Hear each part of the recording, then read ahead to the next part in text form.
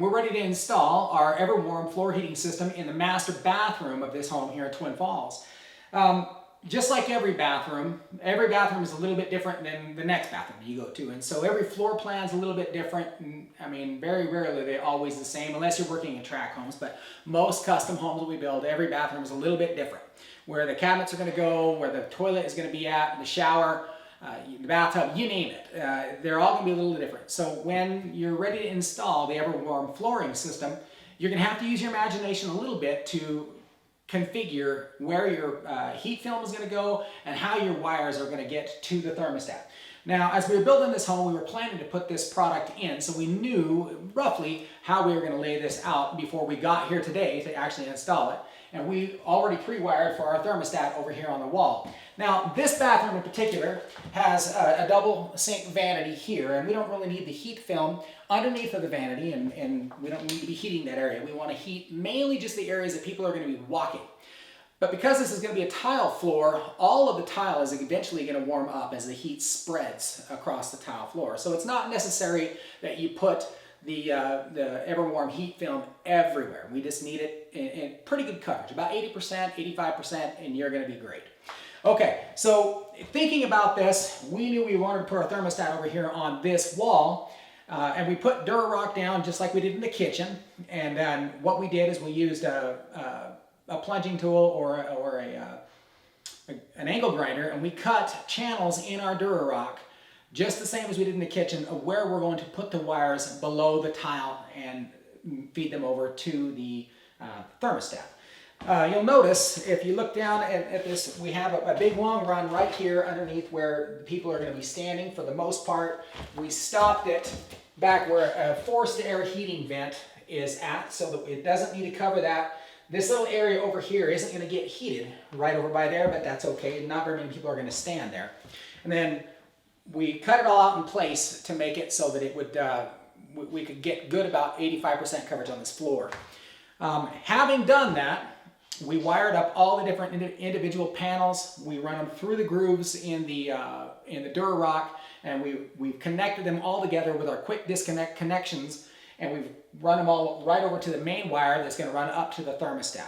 Now, before we finish this system off, we are also going to be running our heat sensor wire from the thermostat right back down underneath the floor so that that sensor can detect the temperature of the floor and turn on and off at the temperature that is desired.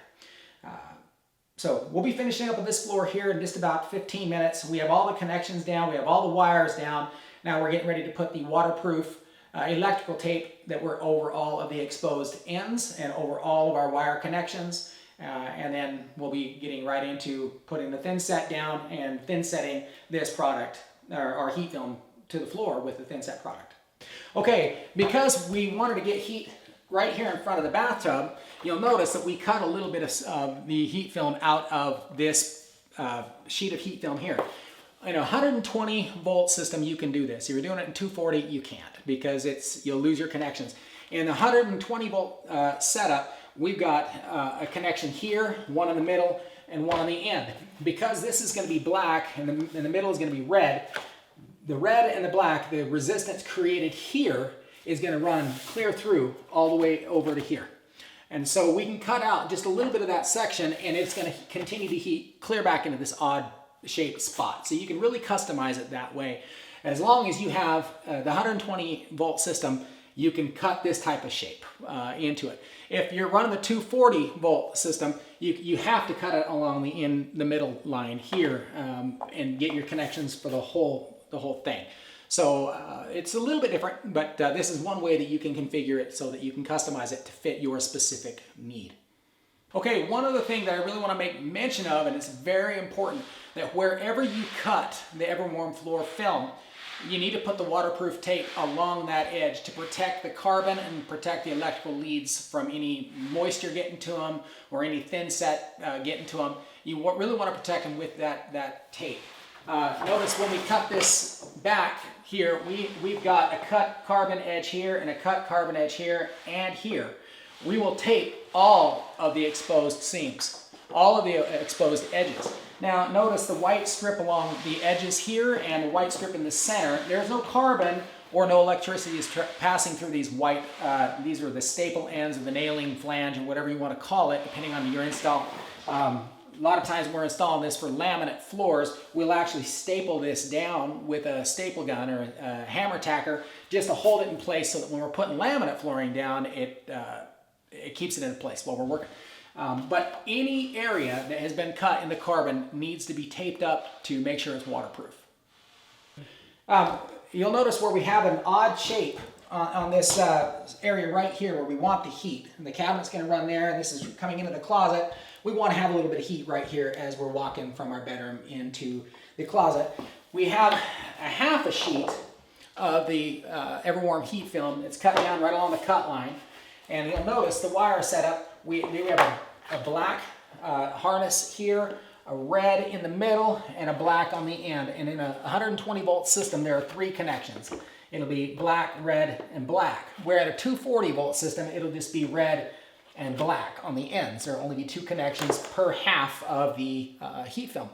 So what we've done here is we've got power coming from the thermostat running down this half of the heat film.